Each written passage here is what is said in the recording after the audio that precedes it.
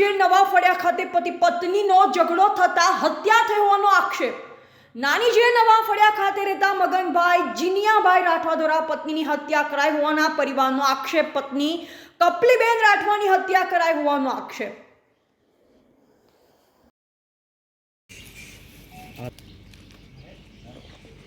મારું નામ છે રાઠવા લાલસિંહભાઈ ચિંદલેભાઈ અને મારા ગામમાં છોટાઉદેપુર તાલુકાનું છેર ગામ આવેલું છે. નવા ફળિયા ખાતે કપલીબેન મંગનભાઈના ઘરે એમના બે પતિ પત્નીના કોઈ અંગત ઝઘડાના હોવાના કારણે મારામારી થતાં કપલીબેનનું મર્ડર થયેલું છે.